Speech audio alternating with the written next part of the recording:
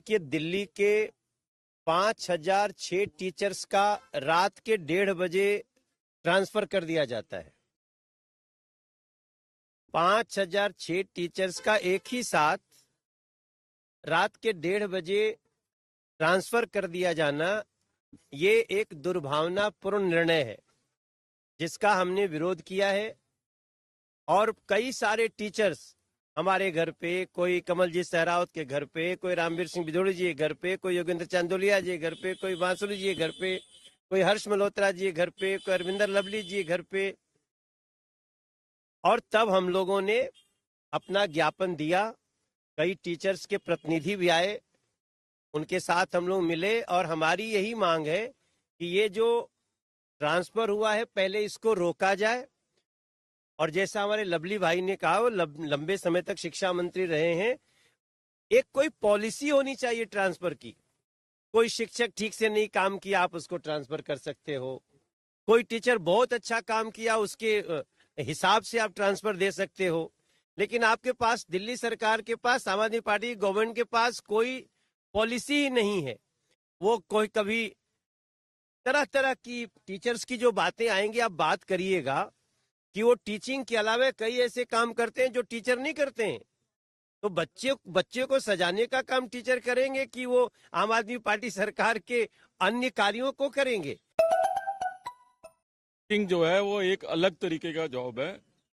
मैं खुद दिल्ली में 10 साल के लगभग शिक्षा मंत्री रहा हूं और मुझे पता है कि बिना शिक्षा मंत्री के ट्रांसफर की पॉलिसी नहीं बन सकती है। और जिस तरीके की राजनीति टीचर्स की ट्रांसफर को लेके हो रही है वो बड़ी निंदनीय है। और टीचिंग एक स्पेसिफिक जॉब है। हमने एलजी साहब से रिक्वेस्ट की है कि जब तक एक कॉम्प्रिहेंसिव पॉलिसी नहीं बन जाती ट्रांसफर पोस्टिंग की, ऑलरेडी दिल्ली के अंदर एक पॉलिसी थी जिसके अंदर मेरिट बेस पे टीचर्स के ट्रांसफर पोस्टिंग होते थे। तो हमने लेफ्टिनेंट गवर्नर साहब से रिक्वेस्ट की है कि उनको इंटरवीन करना चाहिए, क्योंकि आजकल जिस तरीके से राजनीतिकरण एजुकेशन डिपार्टमेंट का हो रहा है, कम से कम एजुकेशन डिपार्टमेंट ऐसा होना चाहिए जिसमें पॉलिटिकल इंटरफेरेंस जीरो होनी चाहिए।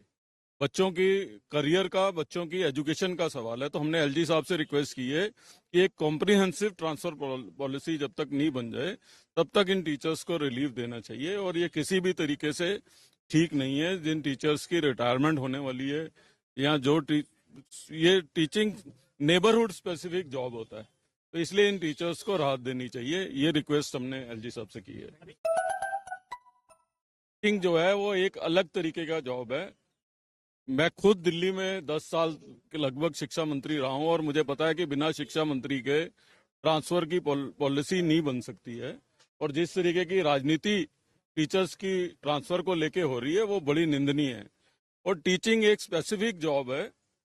हमने एलजी साहब से रिक्वेस्ट की है कि जब तक एक कॉम्प्रिहेंसिव पॉलिसी नहीं बन जाती ट्रांसफर पोस्टिंग की, ऑलरेडी दिल्ली के अंदर एक पॉलिसी थी जिसके अंदर मेरिट बेस पे टीचर्स के ट्रांसफर पोस्टिंग होते थे। तो हमने लेफ्टिनेंट गवर्नर साहब से रिक्वेस्ट की है कि उनको इंटरवीन करना चाहिए, क्योंकि आजकल जिस तरीके से राजनीतिकरण एजुकेशन डिपार्टमेंट का हो रहा है, कम से कम एजुकेशन डिपार्टमेंट ऐसा होना चाहिए जिसमें पॉलिटिकल इंटरफेरेंस जीरो होनी चाहिए।